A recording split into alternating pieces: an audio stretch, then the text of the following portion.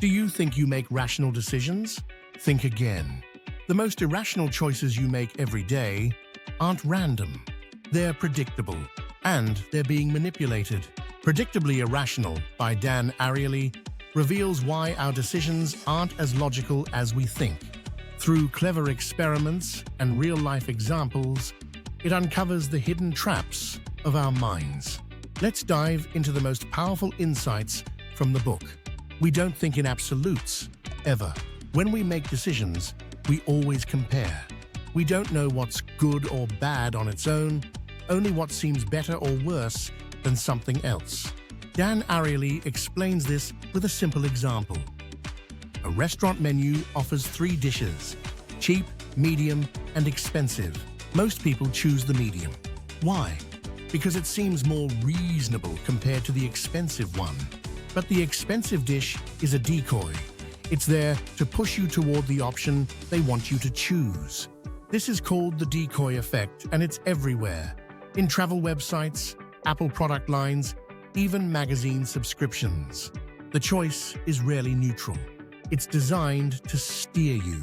Ariely proved it through an experiment. He offered 3 types of magazine subscriptions. When the useless third option was removed, people chose very differently. So we don't choose what we want. We choose what looks better next to something else. Relativity is the backbone of everyday manipulation. And the most irrational part? We fall for it every single time. We've all heard the classic economic rule. When supply goes down, prices go up. And when demand increases, prices rise too. It sounds logical, almost natural. But Dan Ariely argues that demand isn't as natural as it seems. In fact, it can be artificially created, and our perception of value is deeply flawed. It all begins with a concept called anchoring. Anchoring happens when our first exposure to a price locks in our sense of value. Imagine seeing a luxury watch for $5,000. Suddenly, a $1,000 watch seems reasonable. The original $5,000 didn't reflect your real need. It just set the anchor. Ariely tested this with a fun experiment. He asked people to write down the last 2 digits of their social security number. Then, he showed them random products: wine, chocolate, a wireless keyboard, and asked how much they'd pay for each. Here's the twist. Those with higher social security numbers were willing to pay up to 300% more than those with lower ones. Why? Because the digits, completely unrelated, had anchored their perception of price. This shows how irrational we are when assigning value. What we think is worth it is often just a result of what we saw first, not what we actually need, want, or can afford. Marketers know this trick. That's why you'll often see a super expensive product next to a more affordable one. Not to sell the expensive one, but to make the cheaper one look like a great deal. So, the next time you think you're making a smart purchase, ask yourself, am I choosing this because it's right for me, or because it just looks better compared to something else? Understanding anchoring is the first step to escaping the illusion of demand. What's better than a good deal? Something that's completely free. We love free stuff. But here's the twist. Free can be one of the most dangerous and irrational forces in decision-making. Dan Ariely calls this the cost of zero cost. Because when something is free, we tend to overvalue it, even if we don't need it or even like it. In one experiment, Ariely offered people a choice. Buy a premium chocolate for 15 cents or get a regular chocolate for 1 cent. Most chose the premium one, a better deal overall. But when he dropped both prices by 1 cent, making the regular chocolate free and the premium one 14 cents, suddenly, almost everyone picked the free chocolate. Why? Nothing really changed in terms of value. But the word free triggered an emotional response. It felt risk-free. No cost, no downside, even if it wasn't the better option. That's the trap. When something is free, we forget to think logically. We forget to compare, to calculate, to ask, do I even want this? Free blinds us. It makes us wait in long lines for a free coffee, or grab promotional items we'll never use, or sign up for services we don't need, all because the price is zero.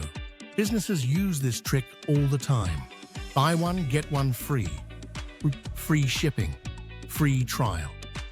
But behind every free, there's a price, often in your time, attention, or future spending. So, next time you see something for free, pause. Ask yourself, and if this cost even 1 cent, would I still want it? If the answer is no, maybe free isn't really free after all. Imagine this. You help a friend move to a new apartment. It's hard work, takes hours, but you're happy to do it because you're friends. Now imagine he gives you €5 at the end as a thank you. Feels weird, right? That's the power of social norms. Dan Ariely explains that we live in two worlds, one driven by social norms, where relationships, kindness, and favors matter, and one driven by market norms, where everything has a price. The problem begins when we mix the two. In one of his experiments, participants were asked to perform a simple task. Some were offered a small payment, like 50 cents. Others were simply asked to do it as a favor, with no money involved. Surprisingly, those who got nothing were more motivated than those who got a small payment. Why? Because the moment money entered the picture, people shifted from, "I'm helping you," to, "I'm working for you," and if the pay feels low, motivation drops, even compared to no pay at all. This explains why offering friends or family money for help often backfires. It feels like an insult, because you're replacing the social connection with a transaction. It also explains why companies try to appear friendly and human, using birthday emails, friendly messages, or casual branding. They want to activate social norms while still operating under market rules. But the moment they betray that, for example, by hitting you with hidden fees, the trust is broken. So next time you mix money with relationships, be careful. Ask yourself, am I in the social world or the market world? Because once you cross the line, it's hard to go back.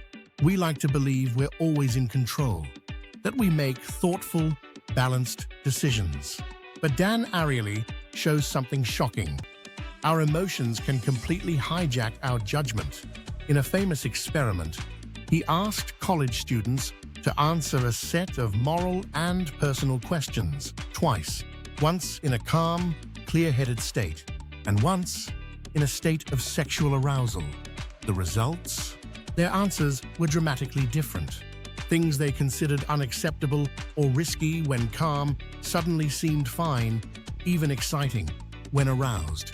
This wasn't just about sex. It was about how any strong emotion, anger, excitement, stress, can make us a totally different person, at least temporarily. This is what Ariely calls the hot-cold empathy gap. When we're in a cold state, calm, we can't imagine how we'll behave in a hot state, emotional. And when we're in a hot state, we forget all the logic we had before. That's why we say things we regret when angry, why we make impulsive purchases when excited, why we take risks we'd never accept under normal conditions. Marketers use this too. Limited time offers, flashy sales, countdown timers, they're all designed to create emotional urgency because they know you'll decide differently when you're excited. So how do we protect ourselves? By planning in advance. Set rules when you're calm. Delay decisions when you feel overwhelmed. And most importantly, recognize that your future self won't think like your present self. You're not always the same you. And the more aware you are of that, the better your choices will be. Everything we saw today points to one simple truth. Our decisions aren't as logical as we think, and yet they're predictably irrational. Think about it. We don't choose in absolutes, we compare. Relativity. We don't know what something is worth until someone anchors us. Anchoring. We love free, even when it makes no sense. Zero cost. We mix love and money and lose both. Social norms. And when emotions take over, we become someone else. Arousal. So here's my question to you. Which one of these traps do you fall into most often? Let me know in the comments.